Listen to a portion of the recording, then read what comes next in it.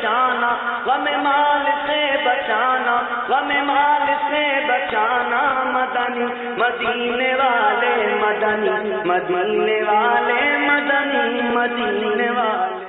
الحمد للہ رب العالمین والصلاة والسلام علی سید الانبیاء والمرسلین، اما بعد فاعوذ باللہ من الشیطان الرجیم، بسم اللہ الرحمن الرحیم۔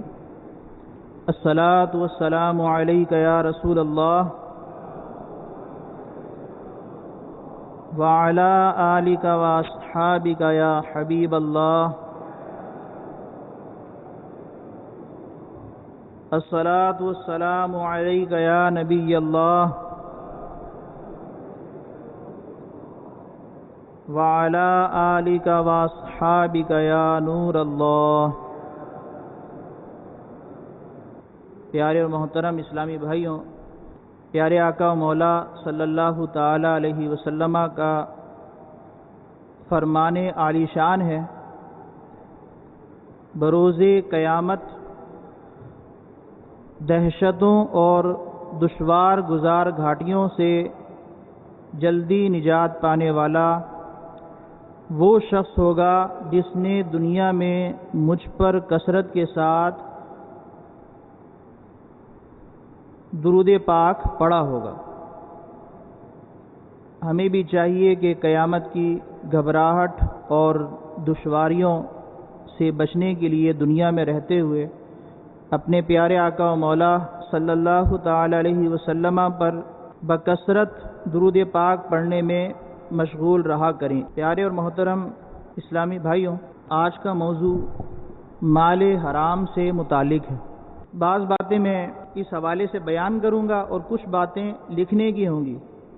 قرآن پاک کی آیت مبارکہ ہے، اللہ تعالیٰ ارشاد فرماتا ہے، اے ایمان والو، نہ کھاؤ آپس میں ایک دوسرے کے مال نا حق۔ پھر فرمایا الا ان تکون تجارتا عن تراض منکم، مگر جبکہ کوئی سودا تمہاری باہم رضامندی سے ہو۔ ولا تقتلوا انفسکم، اور اپنی جانوں کو قتل نہ کرو۔ ان اللہ کان بکم رحیما، بے شک اللہ تم پر مہربان ہے۔ وَمَن يَفْعَلْ ذَلِكَ عُدْوَانًا وَظُلْمًا، اور جو یہ کام اس کے بعد سرکشی اور ظلم کے ساتھ کرے، فَسَوْفَ نُصْلِيهِ نَارًا، تو ان قریب ہم اسے آگ میں داخل کریں گے۔ وَكَانَ ذَلِكَ عَلَى اللَّهِ يَسِيرًا، اور یہ اللہ پر آسان ہے۔ یہ کام جو سرکشی اور ظلم کے طور پر کرے، فَسَوْفَ نُصْلِيهِ، تو ان قریب ہم اسے داخل کریں گے نارن، آگ میں۔ وَكَانَ ذَلِكَ عَلَى اللَّهِ يَسِيرًا، اور یہ اللہ پر آسان ہے۔ اس آیت مبارکہ میں واضح حکم ارشاد فرمایا گیا کہ اپنے اموال ایک دوسرے کے آپس میں ناحق طور پر کھانا حرام ہے، باطل طریقے سے کھانا حرام ہے۔ مفسرین نے لکھا ہے کہ اس میں ہر حرام طریقہ مال کا وہ داخل ہے، چاہے سود ہو، رشوت ہو، غصب ہو، چوری ہو، ڈکیتی ہو، دھوکہ دہی ہو، جتنے طریقے ہیں جس کے ذریعے سے مال کمانا اور لینا حرام ہوتا ہے، وہ تمام طریقے اس آیت مبارکہ کی روح سے حرام ہیں۔ اور اسی آیت سے تجارت، جس کے کورس کے لیے آپ یہاں جمع ہوئے ہیں، تجارت جو باہم رضامندی سے ہو اور شرعاً درست طریقے سے ہو، اس کے جواز کا حکم بھی اسی آیت مبارکہ میں۔ اور یہ الفاظ آیت کے الا ان تکون تجارتا عن تراض منکم، مگر یہ کہ سودا تمہاری باہمی رضامندی سے ہو، یہ اس بات کا واضح اعلان ہے کہ اللہ تعالیٰ نے تجارت کو، بیع کو حلال فرمایا۔ اور اسی آیت میں باطل جتنے بھی طریقے ہیں حرام مال کے حصول کے، ان تمام کو حرام و ناجائز قرار دیا۔ اور یہ فرما دیا آگے وَلَا تَقْتُلُوا أَنفُسَكُمْ، اپنی جانوں کو قتل نہ کرو۔ ایک دوسرے کا مال کھانا، مسلمانوں کو ضرر پہنچانا، اسے گویا قتل عام کہا جا رہا ہے۔ اور یہ بھی علماء نے لکھا کہ اپنے نفس کی پیروی کرتے ہوئے حرام میں مبتلا ہو جانا، اپنے نفس کی پیروی کرتے ہوئے حرام میں مبتلا ہو جانا، یہ اپنے آپ کو مار ڈالنا ہے، جس کو روحانی موت کہتے ہیں، اپنے آپ کو موت کے گھاٹ اتار دینا ہے۔ تو آیت میں جو منع فرمایا گیا لا تقتلوا انفسکم، اس کا معنی یہ ہے کہ اپنے نفس کی خواہش کو پورا کرنے کے لیے حرام میں مبتلا ہو کر اپنے آپ کو موت کے گھاٹ مت اتارو۔ ساتھ ہی اللہ سبحانہ و تعالیٰ یہ ارشاد فرما رہا ہے ان اللہ کان بکم رحیما، بے شک اللہ تم پر مہربان ہے، رحیم ہے۔ یہ دونوں احکامات بیان کرنے کے بعد پھر واضح دوبارہ یہ فرمایا وَمَن يَفْعَلْ ذَلِكَ عُدْوَانًا وَظُلْمًا، جو یہ کرے گا عدواناً وظلماً، سرکشی اور ظلم کے طور پر، فَسَوْفَ نُصْلِيهِ نَارًا، پھر دھمکی دی جا رہی ہے اور عذاب کی وعید سنائی جا رہی ہے کہ جو مال حرام سے بچے گا نہیں اور سرکشی اور ظلم کرتے ہوئے مال حرام کا ارتکاب کرے گا اور مال حرام کے حصول کے لیے تگ و دو کرے گا، ان قریب ہم اسے آگ میں داخل کریں گے، وَكَانَ ذَلِكَ عَلَى اللَّهِ يَسِيرًا، اور یہ اللہ پر آسان ہے۔ ہماری سمجھ کے مطابق اللہ تعالیٰ پر ہر کام آسان ہے، لیکن پھر بھی وہ واضح اعلان فرما رہا ہے کہ جہنم میں داخل کرنا کوئی دشوار نہیں، آسان ہی آسان ہے۔ تو مسلمان ہونے کے ناطے ہمیں اس آیت مبارکہ پر غور کرنا چاہیے، اور مسلمان کا کام ہی یہ ہے کہ اللہ تعالیٰ کے فرامین کو اس نے سچے دل سے مانا ہے تو اس پر عمل بھی کرے۔ ایمان کا تقاضا یہ ہوتا ہے کہ بندہ عمل میں جستجو کرنے لگے، سست اور کاہل بن کر نہ بیٹھے، ایک کان سے سن کے دوسرے کان سے نہ نکال دے۔ احادیث مبارکہ کی روشنی میں مال حرام کی مذمت کیا ہے؟ بخاری شریف کی حدیث ہے، حضرت ابو ہریرہ رضی اللہ تعالیٰ عنہ راوی ہیں، پیارے آقا و مولا علیہ الصلوۃ والسلام نے ارشاد فرمایا ان قریب ایک ایسا زمانہ آئے گا کہ آدمی اس بات کی پرواہ نہیں کرے گا کہ اس کا مال حلال ہے یا حرام، اس کا مال حلال ہے یا حرام۔ اب آپ غور کر لیجئے کہ ہمارے ہاں زیادہ غور کرنے کی بھی ضرورت نہیں، ایک اچٹتی سی نگاہ، تھوڑی سی توجہ معاشرے پر دوڑائیں، کیا قدم قدم پر حرام کمائی کے دھندے ہمیں نظر نہیں آ رہے؟ بازاروں کا حال، بڑے پیمانے پر جو کاروبار کیے جاتے ہیں ان کا حال، اور آس پاس نظر دوڑائیے مسلمانوں کی اکثریت کی کیفیت کیا ہے کہ اسے اگر کوئی حرام رزق کا ذریعہ نہیں ملتا اور آفر ہوتی ہے حرام کھانے کمانے کی تو بلا تکلف بلا دریغ حرام میں مبتلا ہو جاتا ہے۔ وہ یہ نہیں دیکھتا کہ میں جو کمانے جا رہا ہوں، تجارت کا جو ذریعہ میں نے اختیار کیا ہے وہ حلال ہے یا حرام، اس کی نظر صرف مال پر لگی ہوئی ہے، مال کسی بھی طریقے سے آئے۔ گویا پیارے آقا و مولا علیہ الصلوۃ والسلام نے جو یہ غیب کی خبر ارشاد فرمائی وہ حرف بحرف صادق آ رہی ہے ہمارے معاشرے پر، کہ انسان مال کی محبت میں ایسا اندھا ہو چکا کہ وہ ذریعے پر غور نہیں کرتا کہ میں نے حلال ذریعہ اختیار کیا یا حرام، میرے پاس حلال مال آ رہا ہے یا حرام۔ خرید و فروخت کرنے والے تاجر، پیارے آقا و مولا علیہ الصلوۃ والسلام نے ارشاد فرمایا التجار یحشرون یوم القیامت فجارا، تاجروں کا حشر قیامت کے دن فاجروں کی طرح ہوگا۔ فاجر گناہگار، اپنی جان پر ظلم کرنے والا، اللہ تعالیٰ کی حدوں کو توڑنے والا، اللہ اور اس کے رسول کی نافرمانی کرنے والا فاجر ہے۔ تاجروں کا حشر قیامت کے دن فاجر کے طور پر ہوگا، الا من اتقى وبر وصدق، سوائے اس کے جو ڈرا، اپنی تجارت کو اللہ تعالیٰ سے ڈرتے ہوئے اس نے حرام سے بچایا، وبرا، اور نیکوکار ہوا، بھلائی کی، اچھے انداز میں تجارت کا معاملہ کیا، وصدق، اور اپنے معاملے کو سچ کر دکھایا۔ تو پیارے اور محترم اسلامی بھائیوں، یہ لمحہ فکریہ ہے،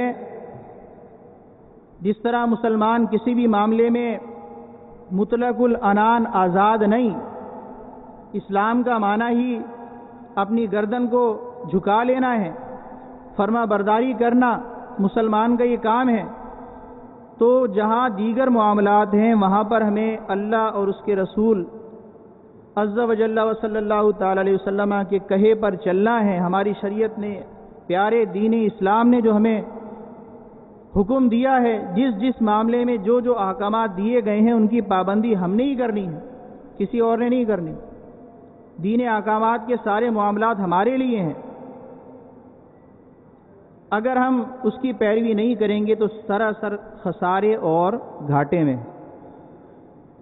تو تاجروں کا بھی یہ حال ہے، تجارت کورس ہے، تجار جو خرید و فروخت کرتے ہیں ان کے بارے میں جو یہ فرمایا گیا کہ قیامت کے دن ان کا حشر فاجروں کے طور پر ہوگا۔ یہ کون سے تاجر ہیں؟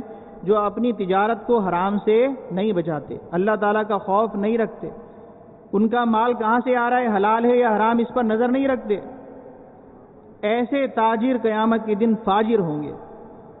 جو حرام میں مبتلا ہوا دنیا میں بھی فاجر ہے، بغیر توبہ کیے مر گیا تو ایسا تاجر جو ساری زندگی حرام کماتا کھاتا رہا، حلال حرام کی تمیز اس نے بالکل بھلا دی، وہ قیامت کے دن فاجر اٹھے گا۔ اور قیامت کے دن فاجر اٹھنا ایسا گھاٹے کا سودا ہے کہ اس کا تصور بھی نہیں کیا جا سکتا۔ لیکن تاجروں میں سے وہ بھی ہیں کہ جو اللہ سے ڈرنے والے ہیں، ڈرتے ہوئے اپنی تجارت کو حرام سے پاک کرنے والے ہیں، نیکی اور بھلائی کرنے والے ہیں، اور سچ بولنے والے ہیں، اپنے معاملے کو سچا کر دکھانے والے۔ لوگ تو جھوٹی قسمیں کھاتے ہیں، جھوٹی قسمیں کھا کے اپنے مال کو بیچتے ہیں۔ جھوٹی قسم کھانے سے مال دنیاوی طور پر تو بک جاتا ہے، کچھ تھوڑا بہت فائدہ ہو جاتا ہے، دھوکہ دے کے، دودھ میں پانی ملا کر، ملاوٹ کر کے، لیکن ایسے امور سے جو مال کو حرام کرنے والے ہیں اس میں برکت نہیں ہوتی۔ جھوٹی قسم کے بارے میں ہے کہ مال بکوا دیتی ہے لیکن برکت کو ختم کر دیتی۔ سب سے بڑا نقصان عبادت کا مغز دعا ہے۔ عبادت کا مغز دعا ہے۔ الدعاء مخ العبادہ۔ قرآن پاک میں حکم دیا گیا ادعونی استجب لکم، تم مجھ سے دعا کرو میں قبول کروں۔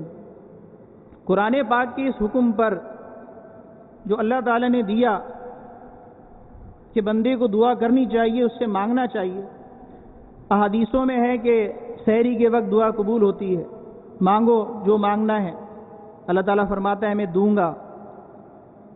دعا کے اندر بندہ بخشش طلب کرتا ہے، مغفرت مانگتا ہے، جو چاہتا ہے، توبہ و استغفار سے دعا کا آغاز کرتا ہے، پھر جو مانگنا چاہتا ہے اپنے رب سے مانگتا ہے، اور اس کے مانگنے کا حکم قرآن میں دیا گیا۔ دعا کو عبادت کا مغز فرمایا گیا۔ الدعاء هو العبادہ، یہ الفاظ بھی ہیں روایت میں، حدیث شریف ہے مسلم شریف کی۔ اب دیکھیے مال حرام کمانے کھانے والے کس طرح فاجرانہ فاسقانہ دنیا میں زندگی گزارتے ہیں، اور آخرت میں تو فاجر اٹھائے جائیں گے، ساتھ ساتھ دنیا کے اندر ان کی بے عملی کی حالت کیا ہے، سزا کیا ہے اور کیسی محرومی ہے۔ حضرت ابو ہریرہ رضی اللہ تعالیٰ عنہ یہ راوی ہیں، مسلم شریف کی حدیث، نبی کریم علیہ الصلوۃ والسلام ارشاد فرماتے ہیں اللہ تعالیٰ پاک ہے اور پاکیزہ مال ہی قبول فرماتا ہے۔ اللہ تعالیٰ پاک ہے اور پاکیزہ مال ہی قبول فرماتا ہے، اور اس نے مومنین کو اس بات کا حکم دیا ہے جس کا حکم اپنے رسولوں کو دیا۔ پیارے آقا و مولا علیہ الصلوۃ والسلام ارشاد فرماتے ہیں کہ اس نے مومنین کو، مسلمانوں کو اس بات کا حکم دیا جس کا حکم اس نے اپنے رسولوں کو دیا۔ غور کیجئے بات کی اہمیت، وہ بات کتنی اہم ہے۔ اللہ تعالیٰ نے اپنے پیارے برگزیدہ محبوب بندوں، پیغمبروں کو، رسولوں کو، مرسلین کو جو دیا، روایت کے الفاظ میں مرسلین ہے، مرسلین کو جس بات کا حکم دیا وہ حکم مسلمانوں کو بھی دیا، تو اس حکم کی اہمیت پھر ارشاد فرمایا۔ اللہ تعالیٰ نے قرآن پاک میں یہ فرمایا یا ایھا الرسل کلوا من الطیبات واعملوا صالحا، اے پیغمبروں کھاؤ ستھری چیزیں پاکیزہ حلال، واعملوا صالحا اور نیک عمل کرو۔ تو دیکھیے اللہ تعالیٰ اپنے رسولوں کو حکم ارشاد فرما رہا ہے کھاؤ ستھری چیزیں اور نیک عمل کرو۔ انبیاء کرام معصوم ہوتے ہیں، ہر قسم کے گناہ سے پاک ہوتے ہیں، وہ گناہ نہیں کرتے، لیکن یہ حکم ارشاد فرمایا جا رہا ہے امت کی تعلیم کے لیے۔ اور ساتھ ہی پھر آگے ارشاد ہے کہ مومنین سے بھی اللہ تعالیٰ نے ارشاد فرمایا یا ایھا الذین آمنوا کلوا من طیبات ما رزقناکم، اے ایمان والو ہمارا دیا ہوا ستھرا یعنی حلال رزق کھاؤ۔ تو وہاں پر بھی رسولوں کو طیبات پاکیزہ حلال چیزیں کھانے کا حکم دیا، اس آیت مبارکہ میں ایمان والوں کو اپنا دیا ہوا ستھرا حلال رزق کھانے کا حکم ارشاد فرمایا۔ پھر پیارے آقا و مولا علیہ الصلوۃ والسلام نے ایک شخص کا ذکر فرمایا اور کہا وہ طویل سفر کر کے ایک مقام پر پہنچا، حالت یہ تھی کہ غبار میں اٹا ہوا ہے، گرد آلود ہے۔ آج کا سفر نہیں، آج کا سفر بھی انسان کرتا ہے تو اس کی حالت بری ہو جاتی ہے، حلیہ بگڑ جاتا ہے۔ پہلے زمانے میں جب سفر ہوتا ہوگا، گرد اور مٹی کے جو بگولے آ کر اس پر لگتے ہیں، اس سے وہ پورا اڑ جاتا تھا۔ دور دراز کا سفر کیا، غبار میں اٹا ہوا ہے، گرد آلود ہے۔ پیارے آقا مولا علیہ الصلوۃ والسلام فرماتے ہیں وہ اپنے دونوں ہاتھوں کو آسمان کی طرف دراز کرتا ہے اور کہتا ہے یا رب، اے میرے رب، پھر دعائیں کرتا ہے۔ لیکن حضور نے کیا ارشاد فرمایا؟ مطعمہ حرام، اس کا کھانا حرام ہے، ومشربہ حرام، اس کا پینا حرام ہے، وملبسہ حرام، اس کا لباس حرام کا ہے، وغذی بالحرام، اس کی پرورش حرام پر ہوئی، پروان وہ حرام غذا کھا کر چڑھا ہے۔ پیارے آقا مولا علیہ الصلوۃ والسلام ارشاد فرماتے ہیں فَأَنَّا يُسْتَجَابُ لِذَلِكَ، تو اس کی دعا کیوں کر قبول ہوگی؟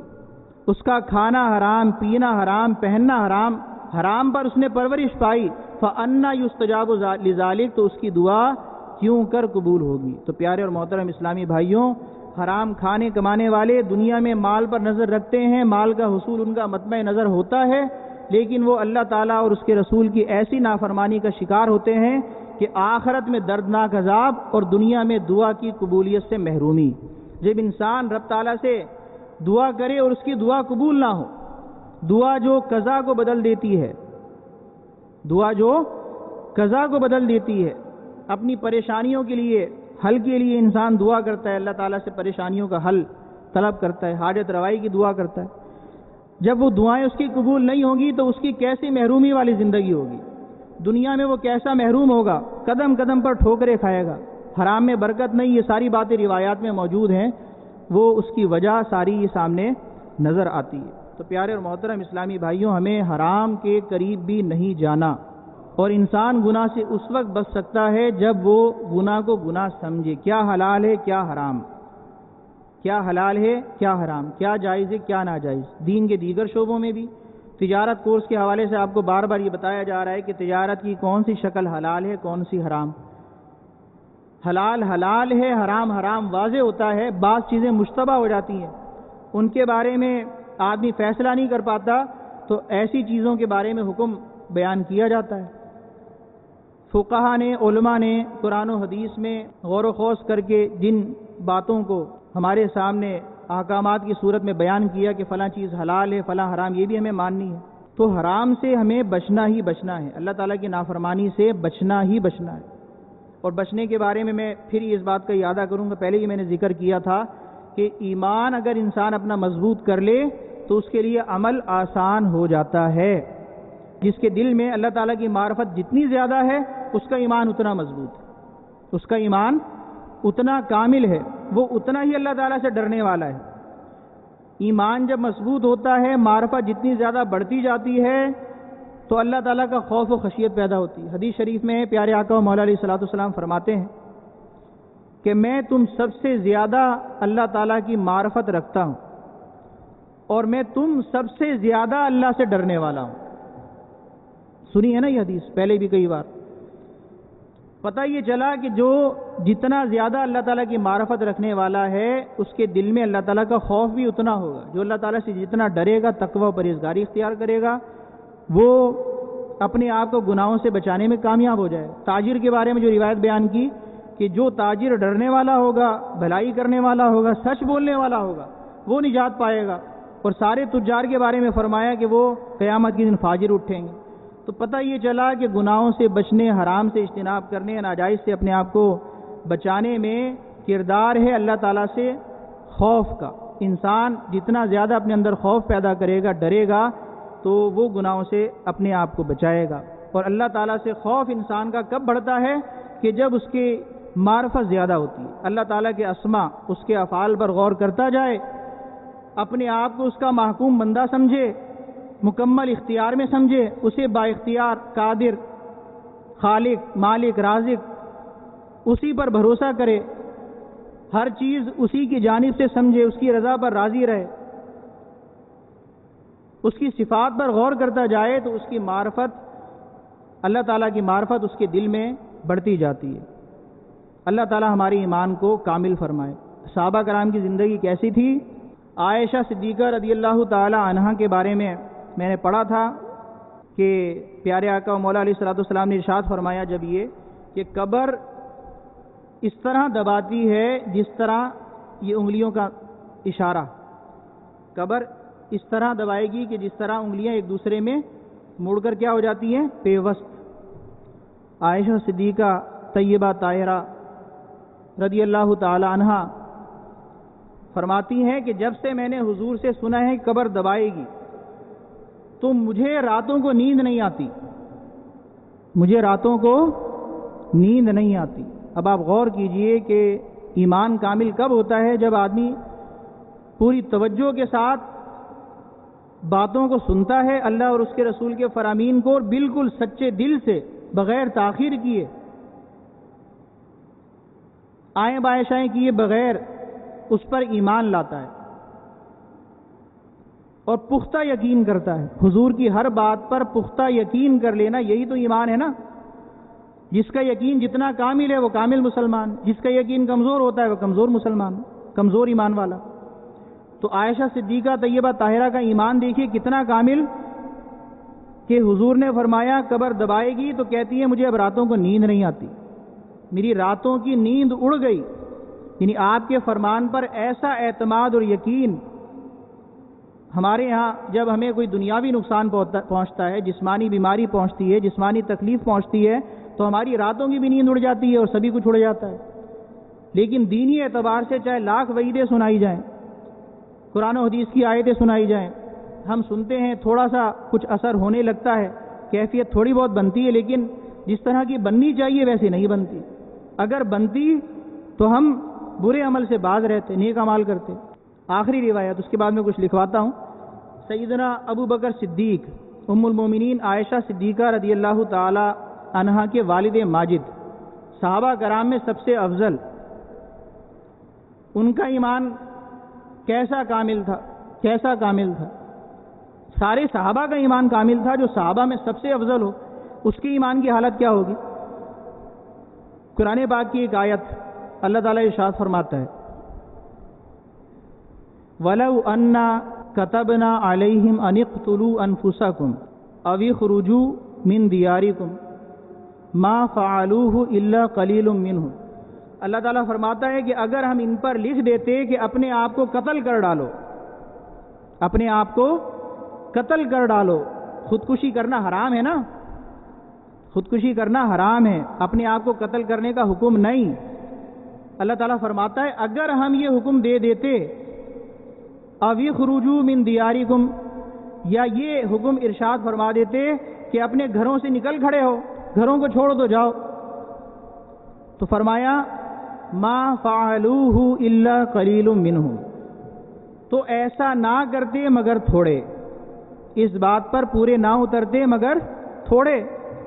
سیدنا ابو بکر صدیق رضی اللہ تعالیٰ عنہ عرض کرتے ہیں یا رسول اللہ، یہ آیت نازل ہونے کے بعد، یا رسول اللہ صلی اللہ علیہ وسلم، میں ان تھوڑوں میں ہوتا، اگر اللہ تعالیٰ حکم دیتا اپنے آپ کو مار ڈالو تو میں اپنے آپ کو مار ڈالتا، اگر اللہ تعالیٰ حکم دیتا اپنے گھروں سے نکل کھڑے ہو تو میں گھر کو چھوڑ کر چلا جاتا۔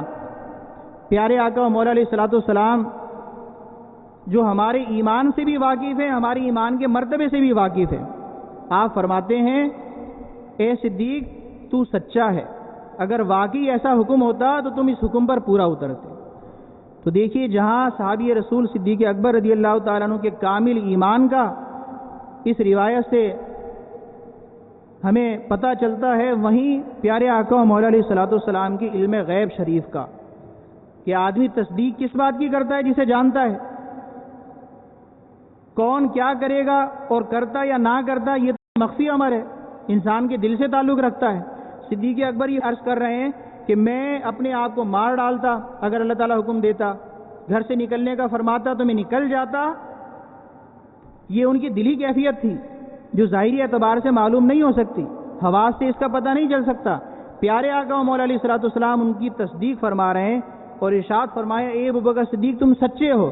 تو معلوم یہ ہوا کہ پیارے آقا و مولا علیہ الصلوۃ والسلام ہمارے دلوں کے حال سے بھی باخبر ہیں، ایمان سے بھی، ایمان کی کیفیت سے بھی، ہمارے دین کے درجات سے بھی۔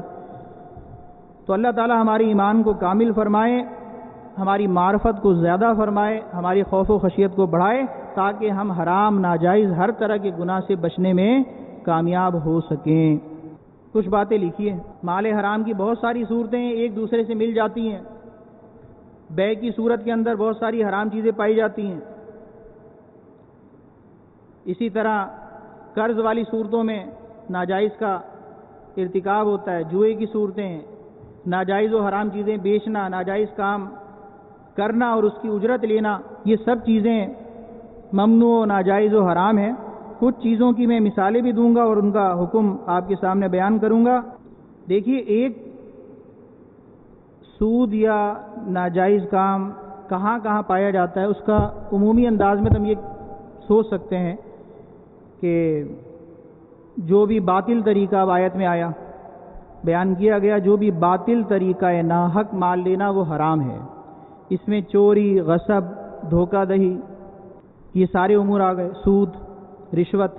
اسی طرح بے کی مختلف صورتیں ہیں، بے کی مختلف صورتیں ہیں۔ بعض اوقات بے درست ہوتی ہے، بعض اوقات وہ بے درست قرار نہیں پاتی، بے فاسد ہو جاتی ہے۔ بے فاسد کی صورت میں بھی مال حرام ہو جاتا ہے۔ بے کی کتنی صورتیں ہیں، خرید و فروخت کی کتنی صورتیں ہیں۔ فقہ کے ابواب میں بے مطلق کسے کہتے ہیں، بے سلم کیا ہوتی ہے، بے صرف کیا ہوتی ہے، بے مقاعدہ کیا ہوتی ہے، ان سب باتوں کے بارے میں اگر کچھ آپ کے ذہن میں خاکہ بیٹھ جائے گا تو آپ کو یہ معلوم کرنا آسان ہو جائے گا کہ یہ مال حرام جو اب ہے اس کا تعلق کس شعبے سے ہے۔ آدمی کو کچھ اشارے مل جائیں، مثال کے طور پہ سنار ہے، کوئی سنار سے لین دین ہوتا ہے سونا چاندی کا، ادھار ہوگا سود ہو جائے گا، دونوں پہ قبضہ ہونا ضروری ہے۔ سونے کا سونے سے، سونے کا چاندی سے اگر تبادلہ ہوگا تو دونوں پر قبضہ ضروری ہے، ایک ہاتھ سے وہ لے، ایک ہاتھ سے ہم لیں۔ اب یہ صورت اگر حرام ہے، ادھار کی صورت، تو یہ آپ کو کہاں ملے گی، اس کا کون سی بے سے تعلق ہے؟ اب آپ کو معلوم ہی نہیں ہے تو آپ کتابوں سے استفادہ نہیں کر سکتے۔ بہار شریعت اردو زبان میں لکھی گئی کتاب ہے، بہار شریعت اردو میں لکھی گئی کتاب ہے، لیکن اگر آپ کو موضوعات کا پتہ ہی نہ چلے، ابواب کی ترتیب کا معلوم ہی نہ ہو، کچھ آپ کے ذہن میں چھوٹی موٹی تعریف ہی نہیں پتہ آپ کو اس کو کیا کہتے ہیں، تو آپ مسئلے کو تلاش کیسے کریں گے؟ کسی بارے میں آپ کو شبہ ہو جائے کہ اب اس کا حکم میں نے دیکھنا ہے، مفصل جزیات کا ہے، ذرا تلاش کرتا ہوں، تو آپ کو کچھ اس کی مقسم کا گویا علم ہوگا تو آپ اندر جا کے کتاب کھول کے مسئلہ تلاش کر سکتے ہیں۔ تو اس لیے میں چند ایک باتیں آپ کے سامنے لکھوا رہا ہوں، اس کے بعد پھر انشاءاللہ کچھ مثالیں بیان کروں گا۔ لکھیں، عین کی بے عین سے۔ بے میں دیکھیں مال کا ہوتا ہے تبادلہ، ادھر بھی مال ہوتا ہے، ادھر بھی مال۔ اب مال کی دو قسمیں ہیں، عین ہوگا یا ثمن ہوگا، عین ہوگا یا ثمن، دونوں طرف عین یا دونوں طرف ثمن، یا ایک طرف ثمن اور ایک طرف عین۔ اس طرح موازنہ کرنے سے بے کی چار قسمیں نکلیں گی۔ عین یہاں پر اس چیز کو کہا جا رہا ہے جو ثمن نہ ہو، جو ثمن نہ ہو۔ ثمن کہتے ہیں جو چیز دی جاتی ہے، جو چیز جس کے بدلے میں کوئی چیز خریدی جاتی ہے، اور جس کو خریدا جائے وہ مبیع کہلاتی ہے، وہ عین ہوتی ہے۔ پھر آگے اور اس کی تفصیل ہے، لکھیں عین کی بے عین سے۔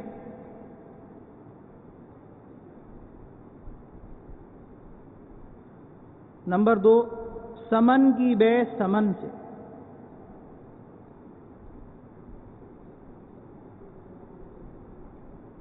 نمبر 3، ثمن کی بے عین سے،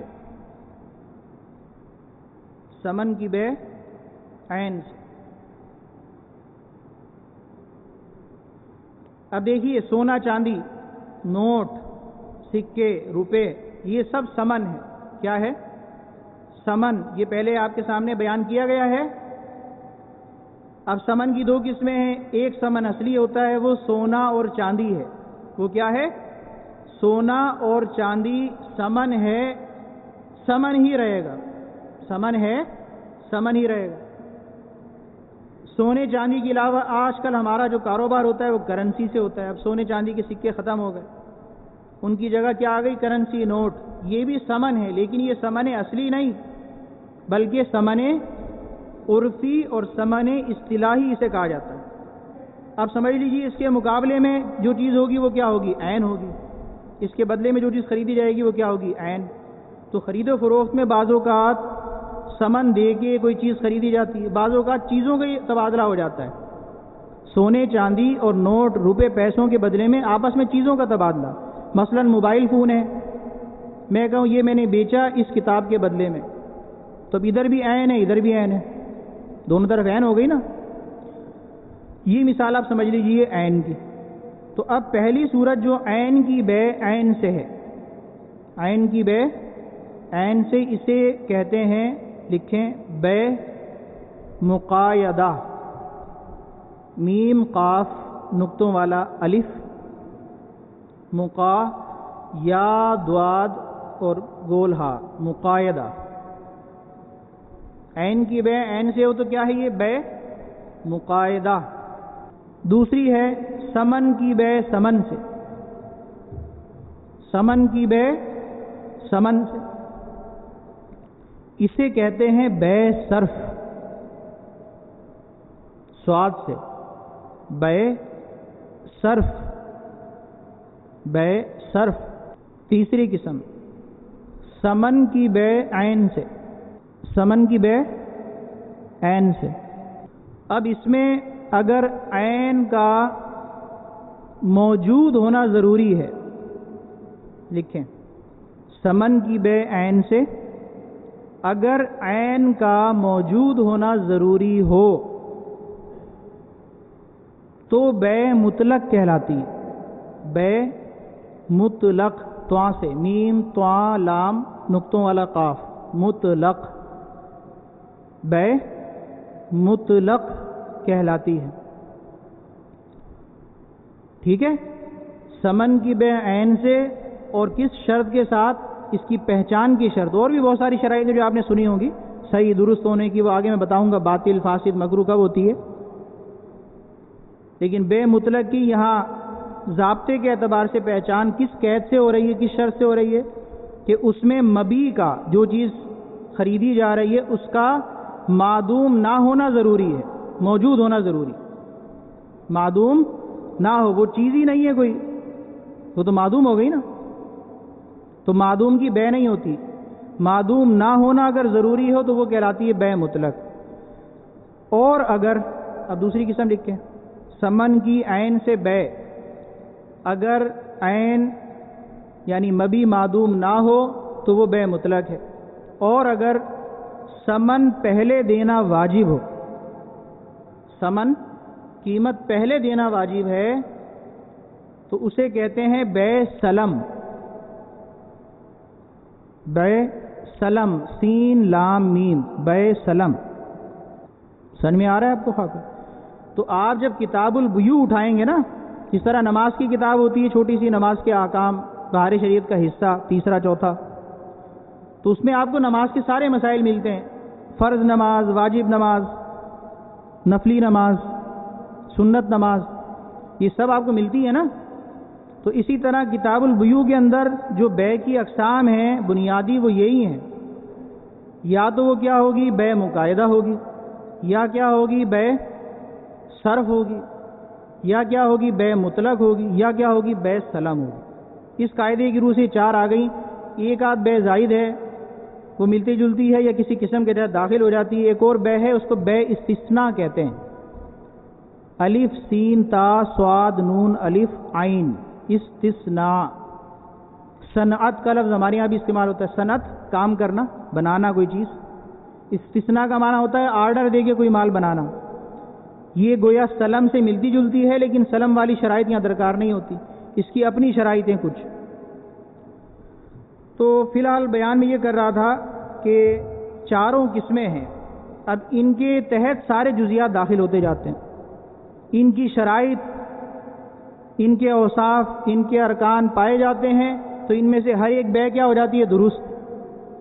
اور ان بے کی صورتوں کی اپنی اپنی شرائط ہیں، تھوڑی تھوڑی سی مختلف، تھوڑا تھوڑا فرق ہے، ان میں سے اس کے ارکان اور شرائط نہ پائی جائیں تو وہ بے کیا ہو جائے گی؟ فاسد۔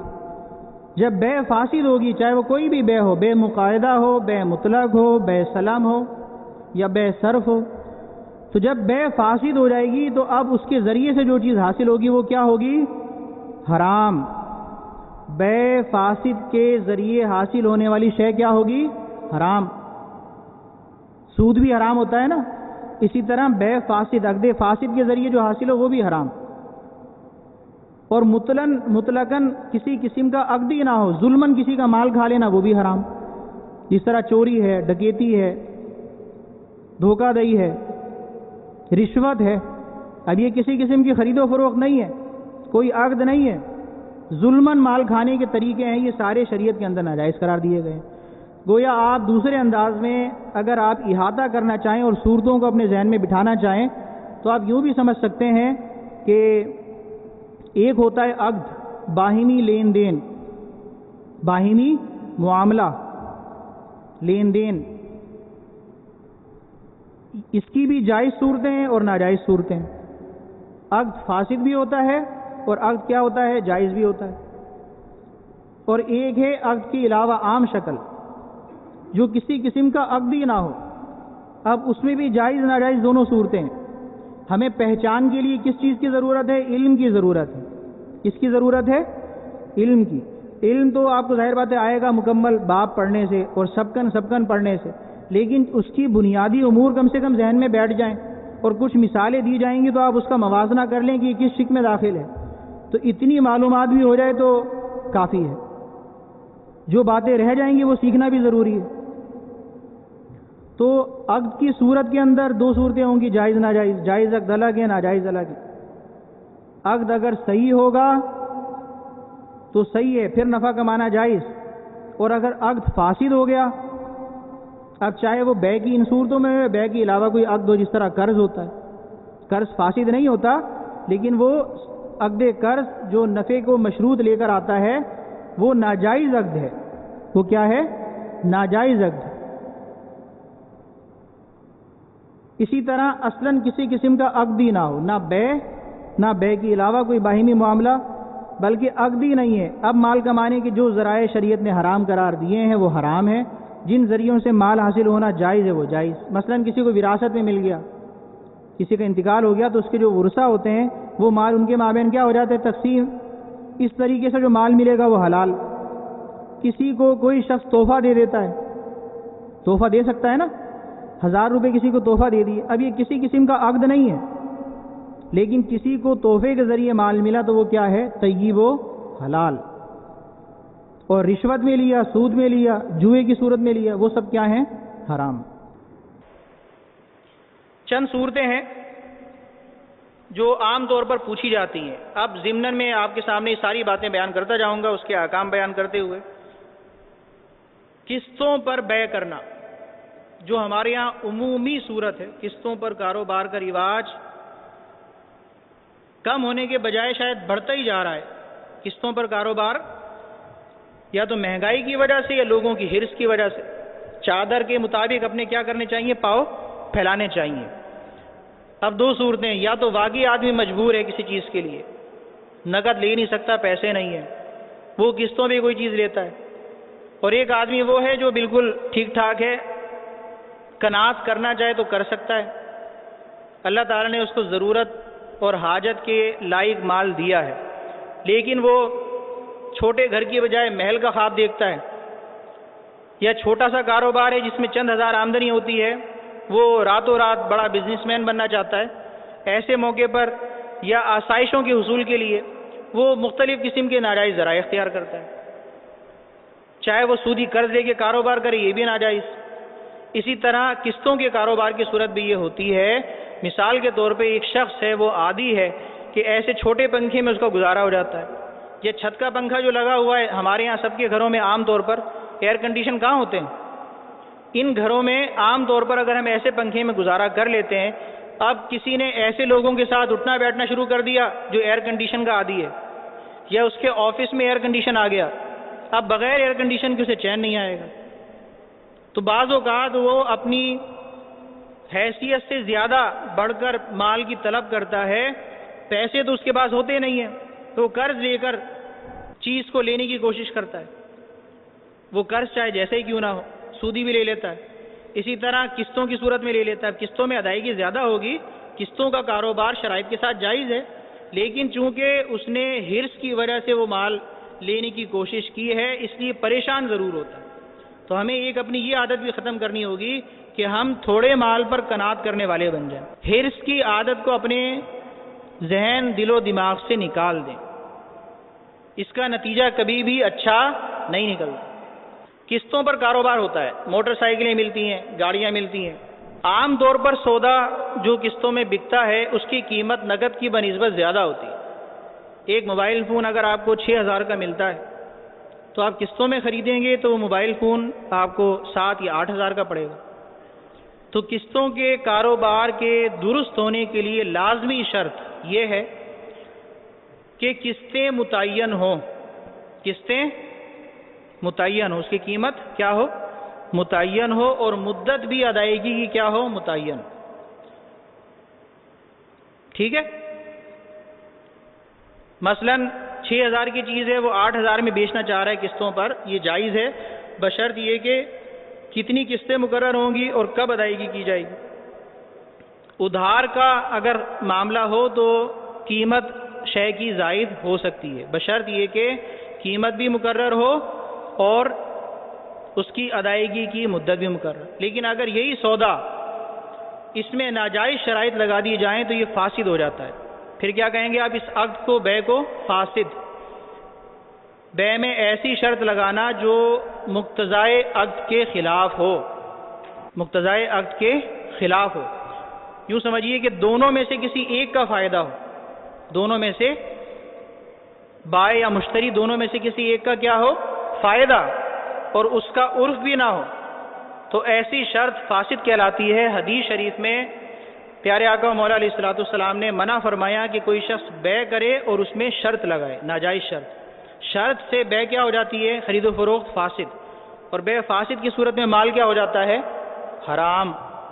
تو اب قسطوں کا کاروبار تھا، سیدھا سادہ تھا، لیکن اب لوگوں کو اپنے مال کی گارنٹی چاہیے، نقصان نہ ہو جائے، بھاگ نہ جائے، اس لیے اس میں ناجائز شرائط لگائی جاتی ہے۔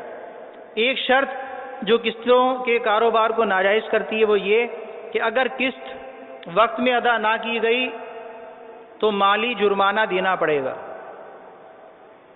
مالی جرمانہ دینا پڑے گا، یہ بھی ایک قسم کا سود ہے، اور مالی جرمانہ لگانا جائز نہیں، شریعت میں منسوخ ہے، دونوں اعتبار سے حرام۔ اس کی شرط لگانے سے سودا بھی کیا ہوگا؟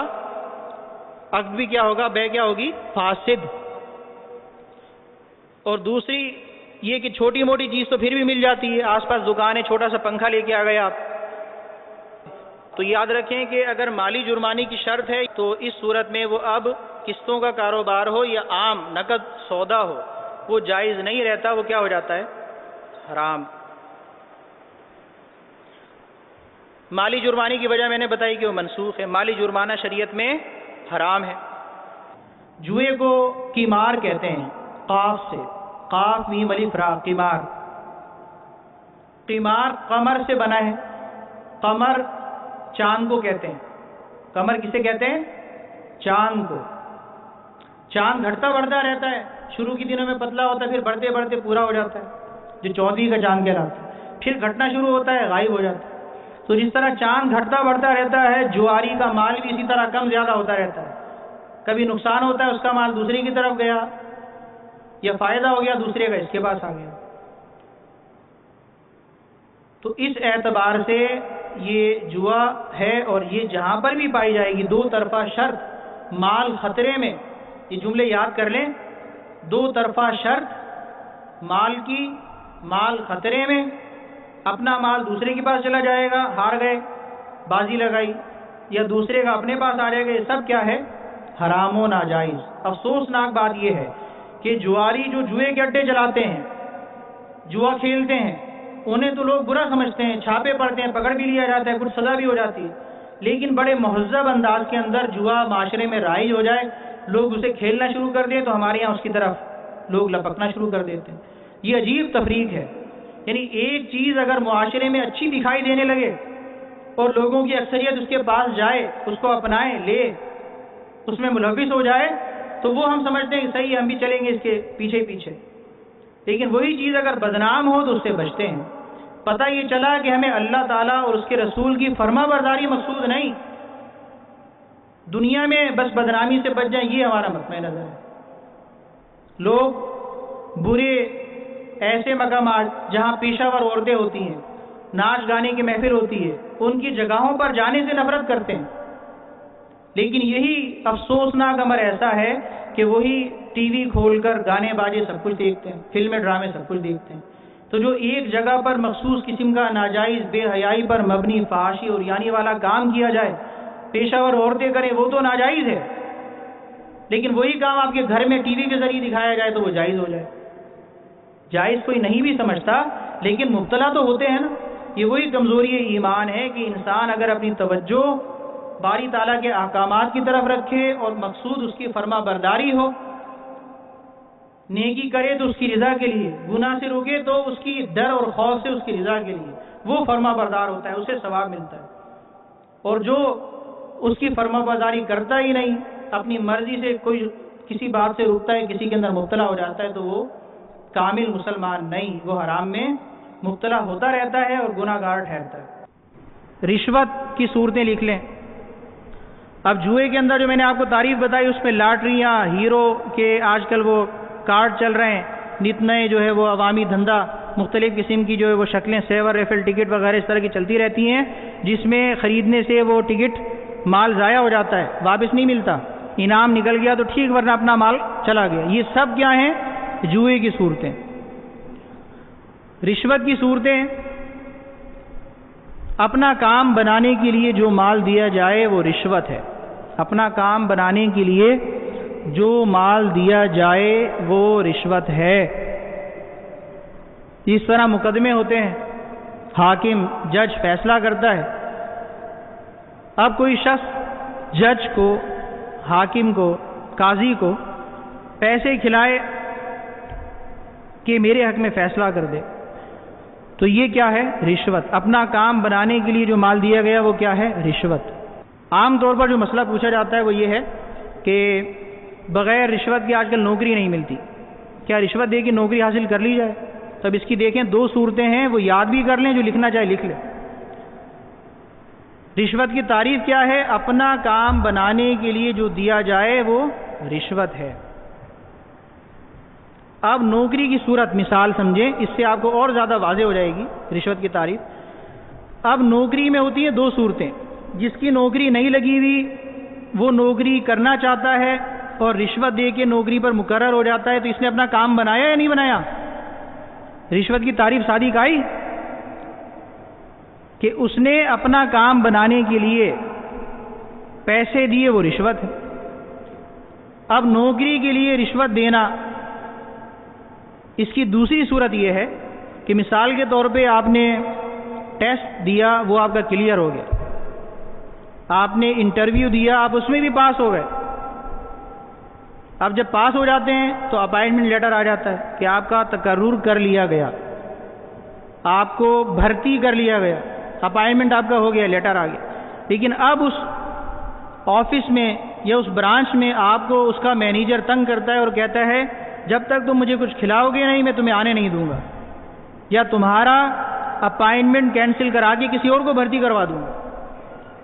تو اس صورت میں اپنے آپ کو ظلم سے بچانے اور ثابت شدہ حق لینے کے لیے جو مال دیا جائے وہ دینے والے کے حق میں رشوت نہیں ہوتا، وہ دے سکتا ہے۔ لینے والے کے حق میں ہر صورت میں حرام ہے۔ رشوت لینا کسی شکل میں جائز نہیں، اور رشوت دینا اپنے اوپر ظلم دور کرنے اور ظلم سے بچنے کے لیے دینا کیا ہے؟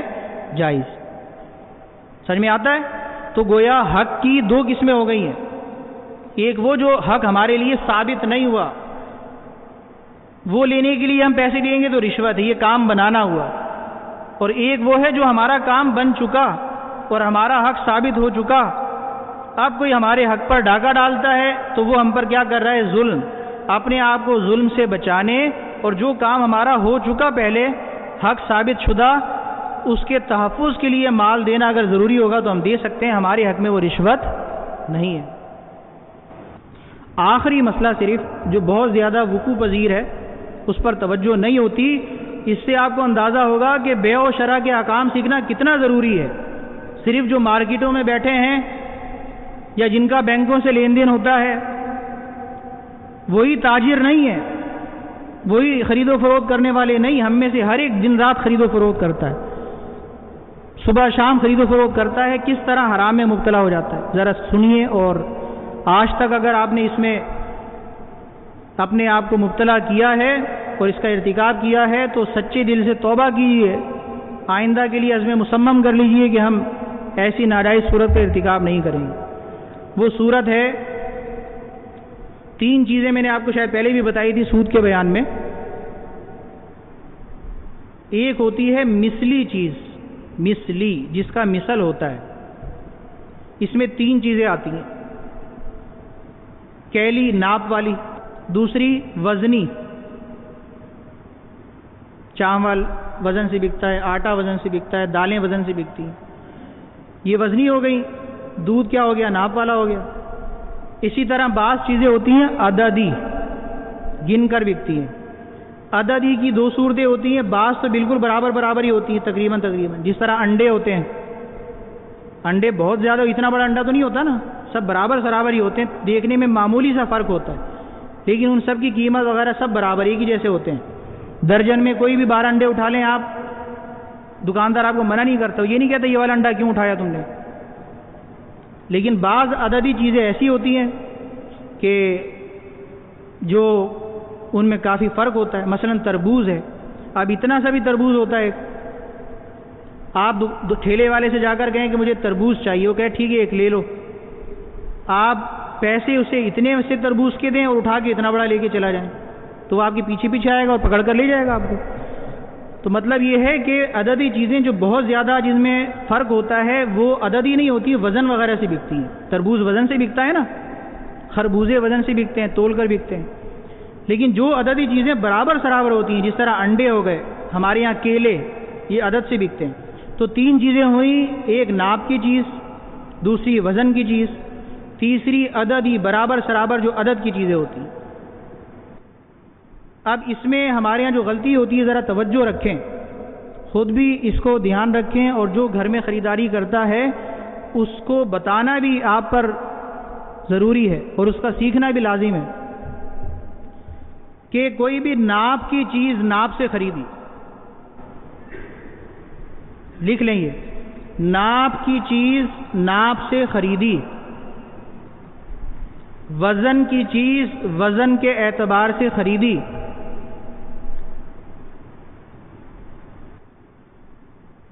گنتی کی چیزیں، عددی چیزیں عدد کے اعتبار سے خریدی، تو جب تک خریدنے والا اس کو ناپ نہ لے یا وزن نہ کر لے یا گن نہ لے، اس وقت تک اس کا کھانا اور آگے بیچنا حرام ہے۔ اس وقت تک اس کا کھانا اور آگے بیچنا کیا ہے؟ حرام۔ اب دیکھا آپ نے مسئلہ کیسا نکلا، اس میں کون مبتلا نہیں ہے، اس کی تفصیل میں آپ کو بتا رہا ہوں۔ اب جب مثالیں میں آپ کو دوں گا اس سے آپ کو اندازہ ہو جائے گا کہ آپ نے کس طرح خریداری کرتے ہیں اور آپ کو کس طرح خریداری کرنی چاہیے۔ مثال کے طور پہ آپ دودھ والے کے پاس گئے اور آپ نے کہا کہ 1 لیٹر دودھ دے دو، 1 لیٹر، اس لیے کہ جو ناپ ہوتا ہے نا اس کو لیٹر کہتے ہیں، ہم کہتے ہیں 1 کلو دودھ دے دو، 2 کلو دے دو، اس کا حکم الگ آئے گا ابھی۔ تو اگر آپ نے کہا مجھے 1 لیٹر دودھ دے دو، اس نے پہلے سے تھیلی بنا کے رکھی ہوئی تھی، اٹھا کے آپ کو دے دی، یہ آپ باتوں میں مشغول ہو گئے اور اس نے آپ کے دیکھے بغیر ناپ کر دودھ کی تھیلی میں ڈال کے بند کر دی اور آپ کو پکڑا دی، تو اب یہ دودھ آپ کا استعمال کرنا جائز نہیں، یہ دودھ آپ کا استعمال کرنا جائز نہیں، اس دودھ کو آگے فروخت کرنا جائز نہیں۔ یہ مسئلہ آپ میں سے بہت سو نے پہلی بار سنا ہوگا۔ یہ سیکھنا بھی کیا ہے؟ واجب۔ نہیں سیکھیں گے گناہ گار، اور ایسے گناہ گار کہ مسئلہ نہ سیکھنے کی گناہ گار نہیں، بلکہ جتنی خریداری کی ہے اور اس طرح چیزیں لے کر کھاتے رہیں ان سب کا گناہ ہوتا رہا ہے۔ سچے دل سے توبہ کر لیجیے۔ تو اب ہمارے یہاں تو مسئلہ آپ کو میں نے بتایا ہے کہ ناپ کی چیز ناپ سے خریدی۔ اب وزن کی چیز وزن سے کیسے خریدتے ہیں؟ مثلا آپ نے کہا 1 کلو چاول دے دیں، دکاندار سے کیا کہا؟ 1 کلو چاول دیں۔ اب چاول وزنی چیز ہے اور آپ نے لفظ کیا بولے ہیں؟ 1 کلو دو، تو وزنی چیز وزن کے اعتبار سے خریدی، ٹھیک ہے؟ تو اب آپ کے سامنے تلنا ضروری ہے۔ مشتری خریدار اگر خود تول لے تو زیادہ اچھا ہے، اس لیے بعض بزرگوں کے بارے میں منقول ہے کہ وہ اپنے گھر میں ترازو رکھتے تھے۔ کیا رکھتے تھے؟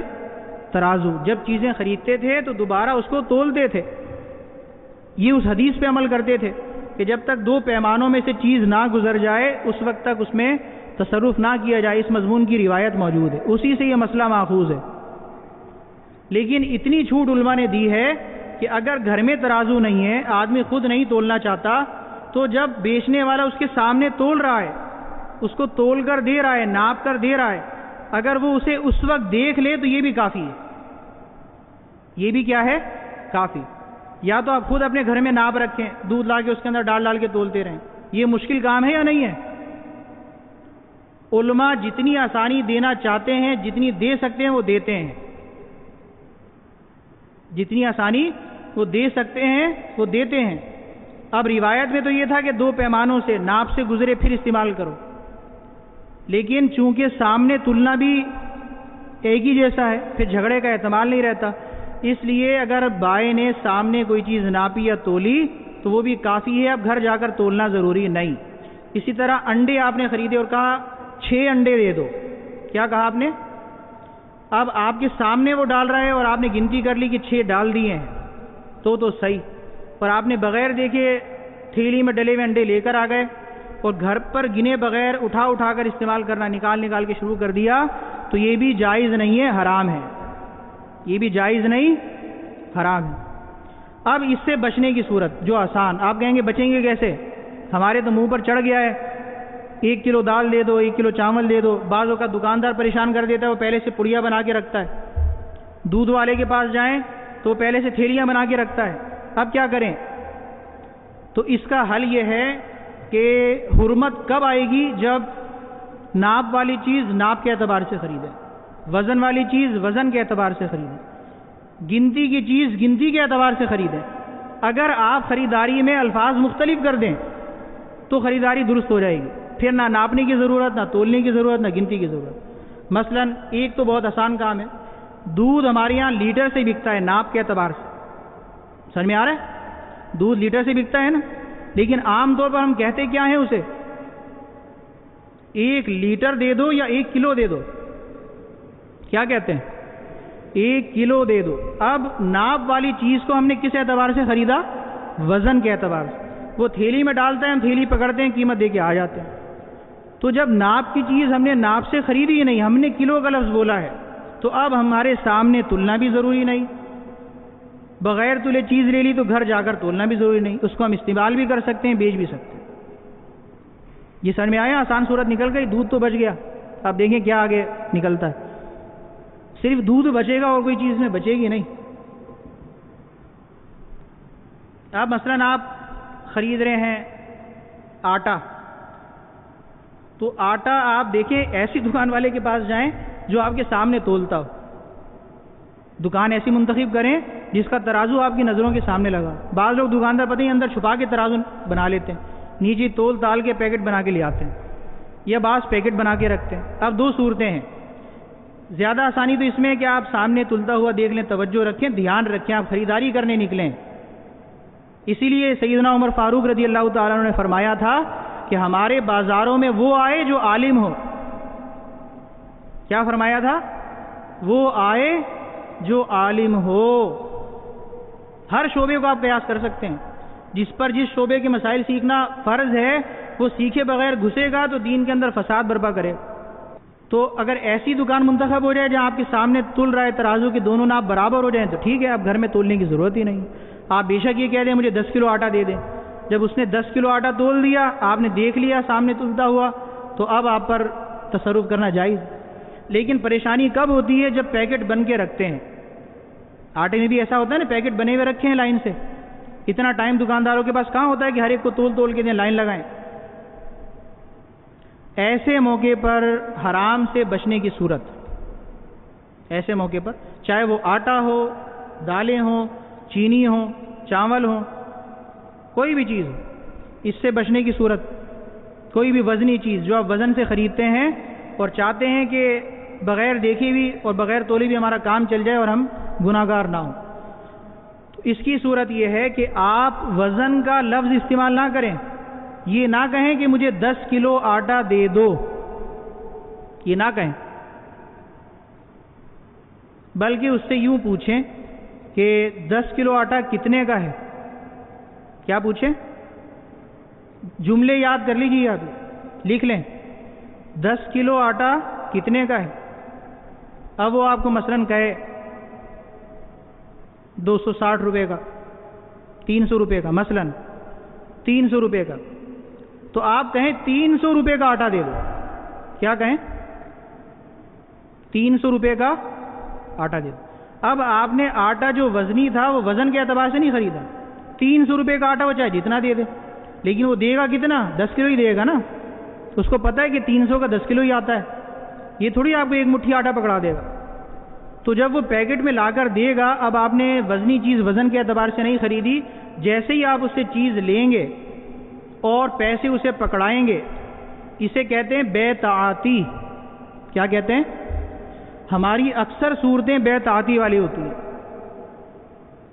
آپ نے شرائط جب سنی ہوں گی, اس میں یہ آیا تھا کہ ایجاب ہونا چاہیے, قبول ہونا چاہیے. میں نے خریدا, وہ کہے میں نے بیچا, اتنے کا بیچا, میں کہوں میں نے اتنے کا خریدا. یہ سب الفاظ آپ بولتے ہیں کبھی؟ یہ سب الفاظ تو نہیں بولے جاتے نا. عموماً قیمت پتہ کی جاتی ہے, مال اٹھایا جاتا ہے, لے لیا جاتا ہے. زیادہ سے زیادہ اتنے الفاظ بولتے ہیں, 10 کلو دے دو, 1 کلو دے دو. تو بے تعاطی یہ ہوتی ہے کوئی چیز جس کی قیمت معلوم ہے وہ لی اور اس کی قیمت ادا کر دی, اس کی قیمت ادا کر دی. یہ بھی بالکل جائز ہے, ناجائز نہیں, اگرچہ زبان سے آپ نے ایجاب و قبول کے الفاظ ادا نہ کیے ہوں. تو جب آپ نے اس کی قیمت پوچھ لی, یا پہلے سے پتہ کر لیں, مثلا 10 کلو آٹا کتنے کا ہوتا ہے, معلوم نہیں تو پوچھ لیں, اور پھر آپ کہیں مجھے 300 کا آٹا دے دو, تو اب وہ جب اٹھا کر لایا اور اس نے آپ کو دیا, آپ نے 300 روپے دے دیے, تو وزن کی چیز آپ نے وزن سے نہیں خریدی. اب چاہے اس نے پہلے سے پیکٹ بنایا ہو, آپ کے سامنے نہیں تولا, اندر ترازو رکھا ہوا تھا, آپ کے لیے ہو گئی آسانی, آپ کے لیے نہ تولنا ضروری ہو نہ دیکھنا ضروری. اب آپ اسے کھا بھی سکتے ہیں اور آگے اس میں تصرف کرتے ہوئے بیچ بھی سکتے ہیں. اچھا, یہ تو ہو گئی وزنی. عددی چیز کی مثال میں نے آپ کو دے دی ہے. انڈے خریدنے ہیں نا آپ نے, تو اب آپ جا کر کہیں گے مجھے 6 انڈے دے دو. کیا کہیں گے؟ 6 انڈے دے دو. وہ 6 دے گا تو آپ کو دیکھنا ضروری کہ وہ 6 ڈال رہا ہے یا نہیں کر رہا, گنتی پوری ہے اس کی. یا آپ نے نہیں دیکھا تو گھر جا کر پہلے گننا ضروری, پھر استعمال کریں گے, ورنہ حرام. اگر آپ یہ کہیں کہ مجھے مثلا 6 انڈوں کی قیمت آپ نے معلوم کی 30 روپے کے ہیں, آپ کہیں مجھے 30 روپے کے انڈے دے دیں. کیا کہیں؟ تو آپ نے اب عددی چیز, گنتی والی چیز, عدد گنتی کے اعتبار سے نہیں خریدی, تو نہ آپ کا سامنے دیکھنا ضروری, نہ دیکھا ہو تو دوبارہ نہ گننا ضروری. یہ صورت آپ بہت ساری بنا سکتے ہیں. اسی طرح ایک عام صورت یہ ہے, یہ تو گنتی والی چیزیں ہو گئیں. بعض اوقات آٹے کی تھیلی رکھی ہوتی ہے, اندازہ ہو جاتا ہے یہ 10 کلو والی ہے, یہ 5 کلو والی ہے. اب ایک تو میں نے آپ کو وہ صورت بتائی کہ پہلے قیمت معلوم کر لیں, پھر پیسوں کے اعتبار سے خرید لیں, ٹھیک ہے.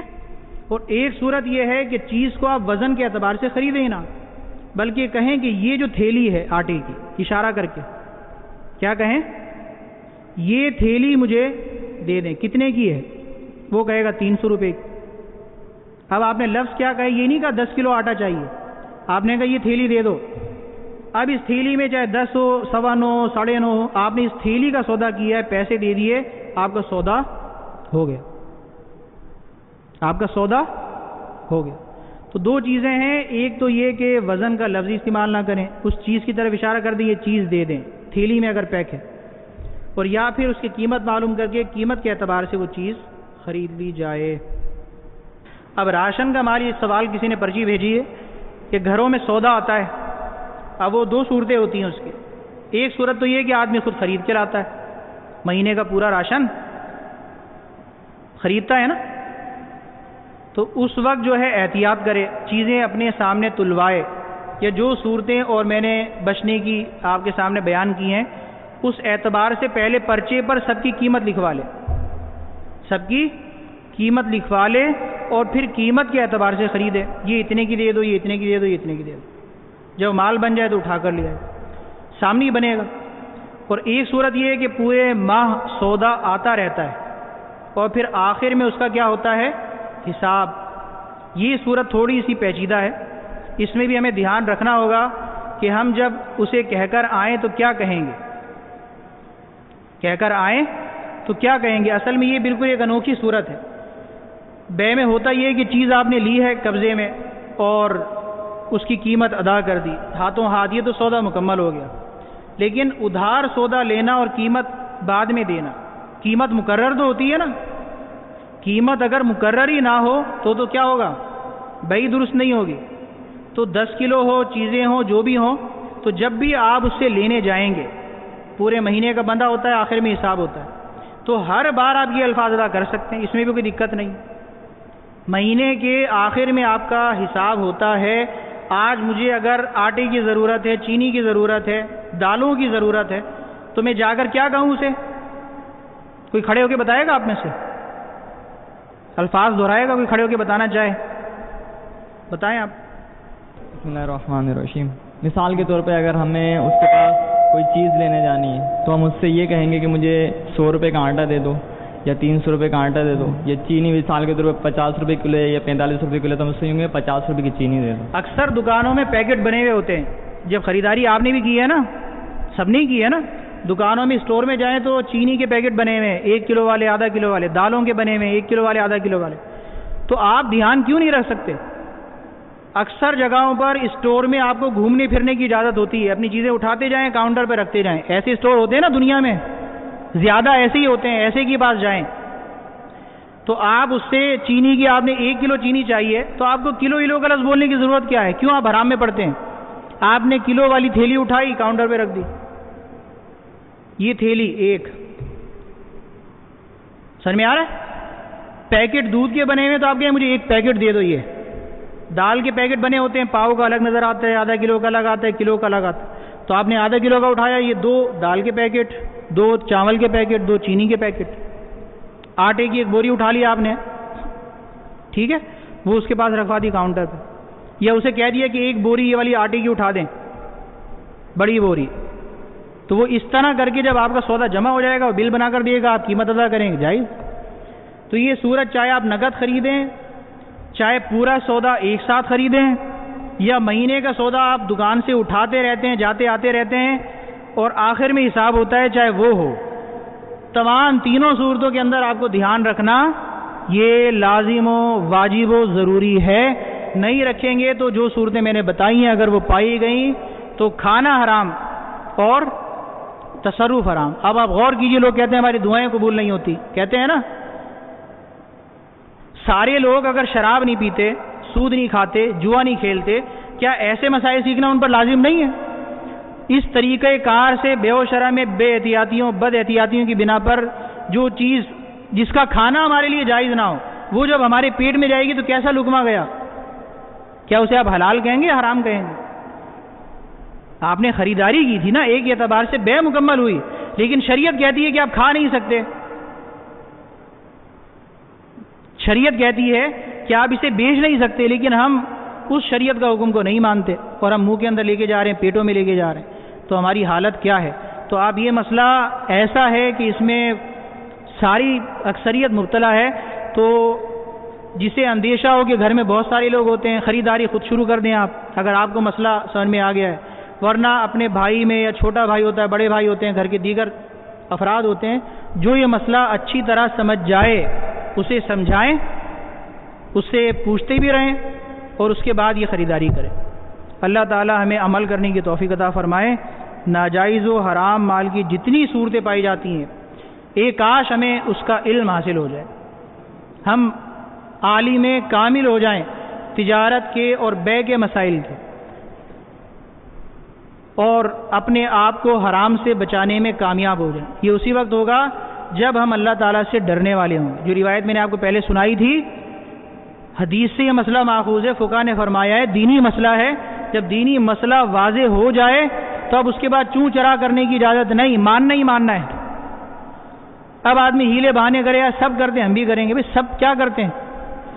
گناہ سب کے کرنے سے جائز تھوڑی ہو جاتا ہے۔ اسی طرح رضامندی سے گناہ جائز نہیں ہوتا۔ ہمیں دینی احکام سیکھنے ہوں گے، اس پہ عمل پیرا ہو کر اپنی نجات کا سامان کرنا ہوگا۔ دعا کی قبولیت کے حوالے سے میں نے وہ روایت سنائی آپ کو، حرام کھانے والے کی دعا قبول نہیں ہوتی، حرام کھانے والے کی دعا قبول نہیں ہوتی۔ دعا کی قبولیت کی دو کنجیاں ہیں۔ علماء کہتے ہیں عقل حلال اور صدق مقال، حلال کھانا، کمانا، پہننا اور سچ بولنا، ہر بات میں سچ بولنا، حق بولنا۔ اللہ تعالی ہمیں دین پر عمل کرنے کی توفیق عطا فرمائے۔ وما علینا الا البلاغ المبین۔